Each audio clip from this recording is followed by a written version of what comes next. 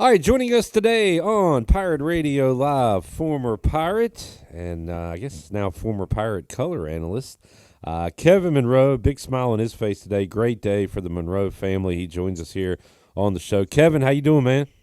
I'm doing good, Clip. Thank you for having me as always. Hey, congratulations to you, Marcus, your family, as Marcus is officially a Stanford Cardinal student and will play football for the Cardinal. And man, just I guess a culmination of a lot of years, Kevin, playing football and also raising him to be the young man he is. But I don't know, can you put into words what today was like for you and the family?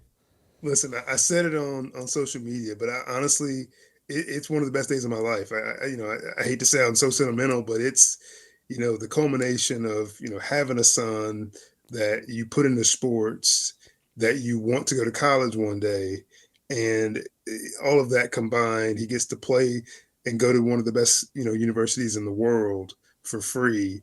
I just couldn't be a prouder dad. I mean, it's I've never talked to you about the role that my wife has played in all of this, but she is the recruiting coordinator in the house. She was the one that did all the tweeting, all the emails, reached out to all the coaches while Marcus and I were at the field and putting in the work. That way, she was behind the scenes doing everything, and it's been a family affair for sure, and it all culminated today, and we're just so excited. I'm glad you brought that up, Kevin, because I was curious. I'm interested in pipelines and connections, and why is a kid from North Carolina being recruited by a school all the way out in California? Was there a connection somewhere there, or did they just identify him as a talent? So I'll say we did our work on the back end in terms of putting the getting the huddle film tight, Right. getting the YouTube clips tight. So having all the available film. But I'll give Stanford credit. On their own, they found Marcus.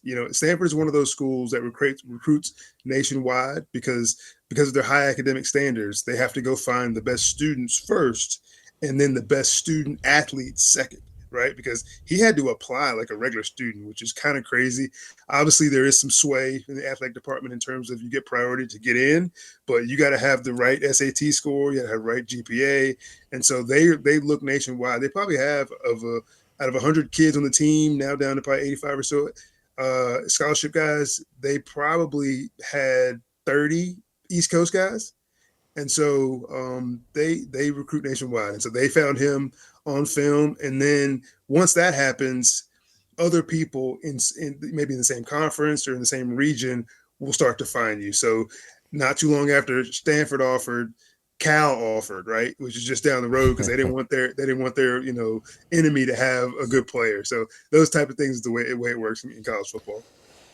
Kevin, we had Jay Ross on a couple weeks ago. It was great to catch up with the former Pirate defensive tackle, and he said he committed to Clemson. He was offered a scholarship, committed, and said he was one of those guys that didn't take school serious and fell behind and yada yada yada. Ends up at East Carolina, and it was very happy with his career. But now he has two kids. He said he's coaching, and he's also coaching them in the classroom so they don't kind of make the mistakes he did.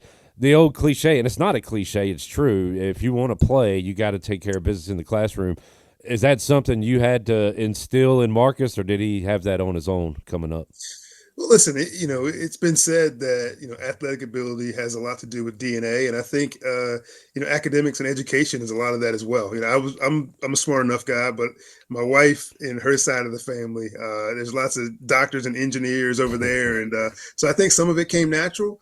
And he's always school's always come easy to him. I mean, he'll study when he has to, but I think he's got a 4.4 GPA, and he gets it done. And so because of the academics, he got an offer from Yale as well. He Wow. talked to Dartmouth, he talked to Princeton. So he had opportunities to go a lot of places, based on education first. And so I hear exactly what Jay is saying. Like you have to have that part of it taken care of because a lot of schools, the first thing they ask you for is your transcript. With the Wake Forest of the world, the Vanderbilts of the world, they want to see your transcript first, and that's what Stanford asked for. Jason Nichols couldn't flip him to Princeton? Man, I need to talk to J Nick about his recruiting. I'm Uh, telling you, and Jason saw him early, so he had a chance to offer him early, and didn't. But it was yeah. good talking to him, seeing it anyway.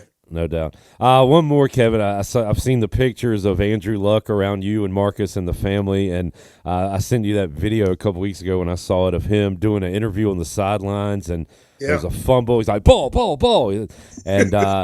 And hopefully something is kind of blooming there in Palo Alto. But how about Andrew Luck kind of being the GM of this team and his face and his football knowledge and presence being there? What's that mean for Stanford? He sold this whole thing, and Andrew Luck has kept this whole thing together at Stanford because everyone knew that Coach Reich was under an interim head coach title, and so he'd only committed to doing one season. There was no idea who the next coach was going to be, and Andrew Luck came in and he got involved in the recruiting process, and he told every recruit the way he told Marcus, "I'm here for you. I own this roster. I don't care who I hire as a coach. You will still be here."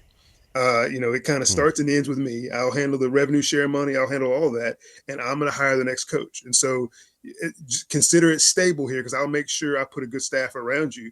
And that was all we needed to hear. And I mean, in the meantime, he's raised hundreds of millions of dollars, including $50 million from one donor for the football program. And so he's doing really good things, and he's always spoke really highly of Marcus. He got in front of my wife and I, and he said things like, "I want him to be a good person. I want him to be brave."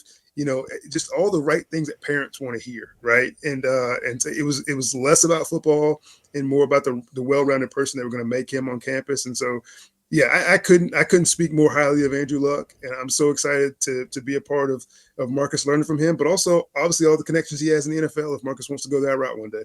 100%.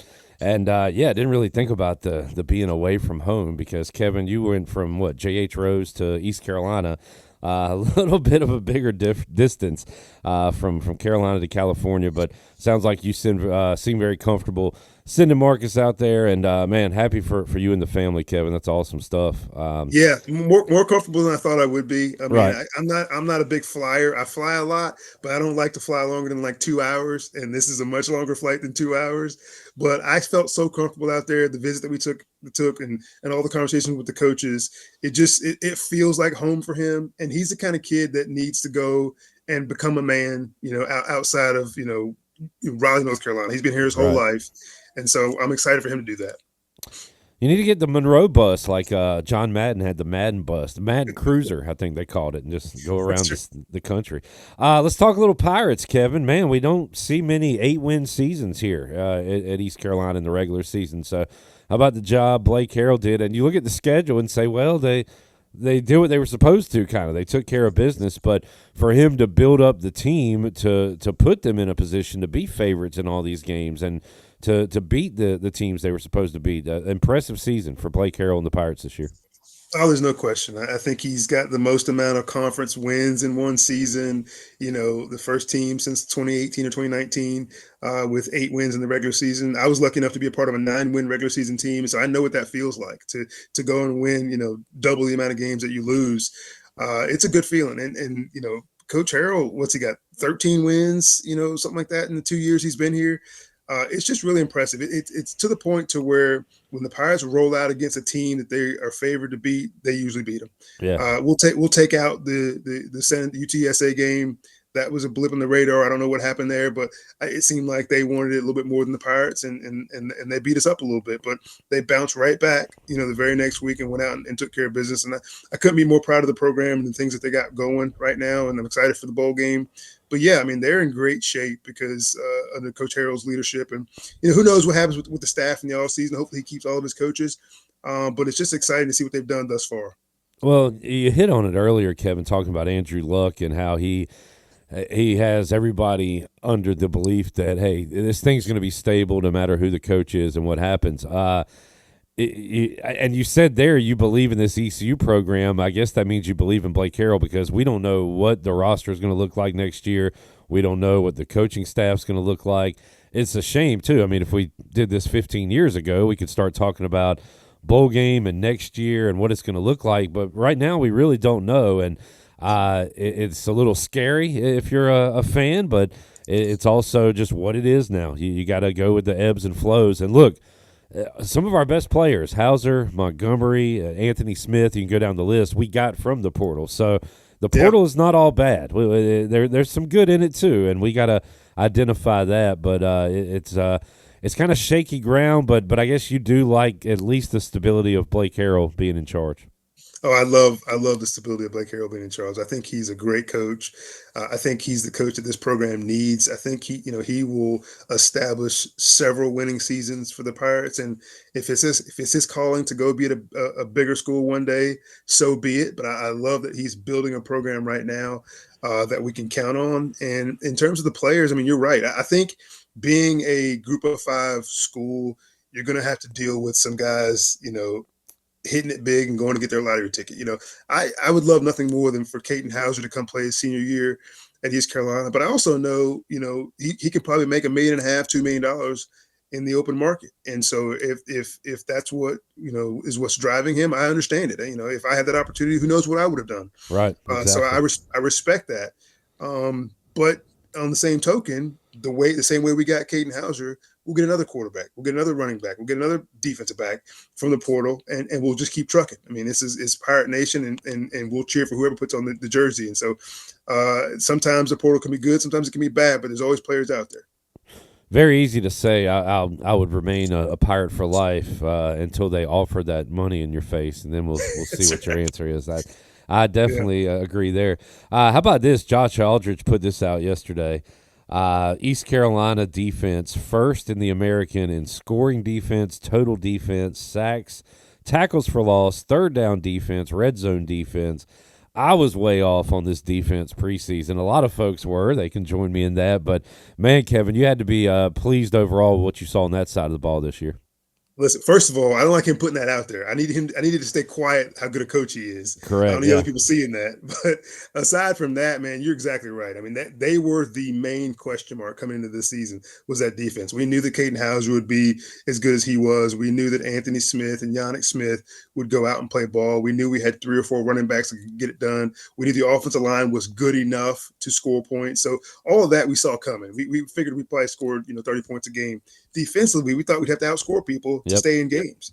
And the Raheem Craigs and the JD Lampleys of the world, really stepped up. And the Tegan Wilk coming back made a huge deal. Jamali Riddle, was a big time player. I mean, maybe the best defense player on the team. And so those guys stepping up and being a factor was a huge deal in this defense being good. And then, just other pieces around them, Day Day and Sam Danka and just players, Zion Wilson just stepping up and playing well.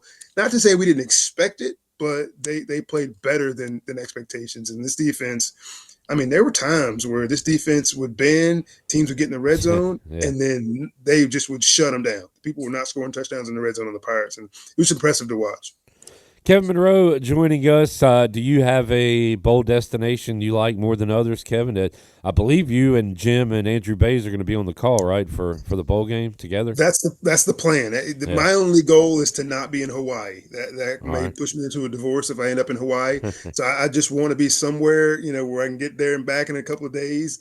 And root on the Pirates. It'd be nice to see, I've seen some of the projections, some of the opportunities. I don't really have an opinion either way. It's more about the matchup, right? Just playing the right opponent, somebody that that we can compete with and have a good chance of beating would be nice, but also a competitive game. I don't want to play somebody that, we go in a 2-touchdown favorite. I want to play somebody that we have to go in and play our best to win the game. I think that'll be the best. Kevin, man, as a radio guy, I form relationships with voices I hear that I never get to meet, and Frank Herzog with the Redskins back in the day, and I mean the list goes. Skip Carey with the Braves. Was lucky enough to form a relationship with Jeff Charles, and then of course a relationship with you as well, having you on the show and then getting to know you, and man, it was awesome. Kind of following your whole career is crazy to say. You from a player to sideline to booth to where you are now. And you talked about it. I love that Jim and David Horn took a little time to talk about it during the game. I thought that was really cool, your last game. But not to get too sentimental today, Kevin, but what a ride, man. You are you're an all-time Pirate just for on the field, classroom, and then your post-playing career has been awesome. Thank you, thank you. It's been a joy. It's not something I ever planned on doing. I came out. My NFL career kind of ended abruptly, and I had to get a job. And it just turns out my first job landed me the opportunity to do some keys on the pregame show, and from there it led to the sideline into the booth. And here we are, 23 seasons later. Man. I'm stepping away, and so it's been. I always said I would do it for free. I took a little bit of money they gave me, but I would have done it for free. It was nice these last couple of years to only do home games because I didn't have to do as much travel and I didn't have to miss Marcus's game, so that was cool.